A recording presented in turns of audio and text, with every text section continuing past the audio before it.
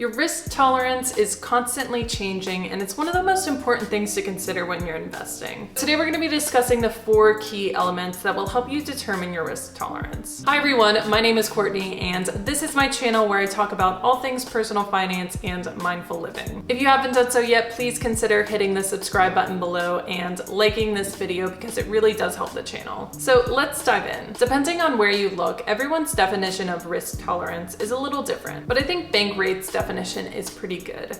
They define risk tolerance as an investor's ability to psychologically endure the potential of losing money on an investment, which is just a fancy way of saying that your risk tolerance is how comfortable you are putting your money into investments that could potentially lose you money. And like many things in life, your risk tolerance is personal and it's going to evolve as you move through different stages of your life. Because of this, it's often difficult to determine your risk tolerance because it's always changing. So these 4 considerations will help you determine your tolerance right now. The first element to consider when determining your risk tolerance is how much of a safety net that you have. If you have a large emergency fund saved, you could probably live off that for some time if your investments don't work out. And because of this, you'll probably feel more comfortable taking risks than someone who hasn't saved up this safety net yet. Likewise, if you're living rent-free, say if you're still at your parents' house, or if you have multiple income streams that are covering some of your expenses, you might be more comfortable taking riskier investments because you know your life wouldn't be turned upside down if those investments don't pan out. The second element that determines your risk tolerance is your age,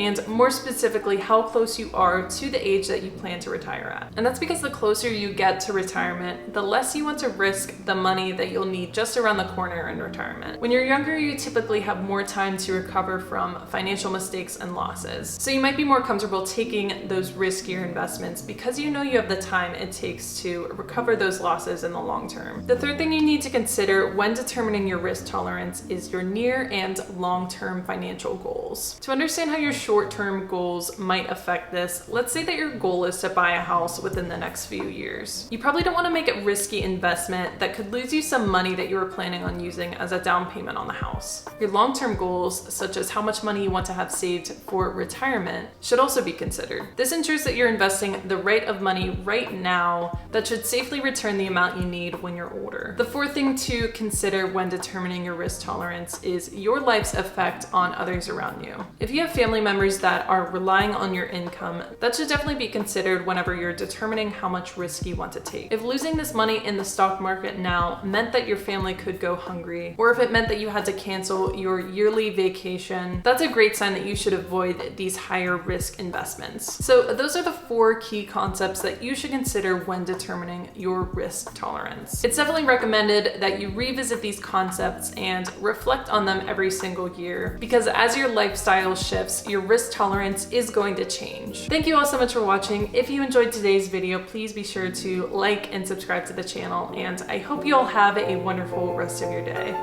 Bye!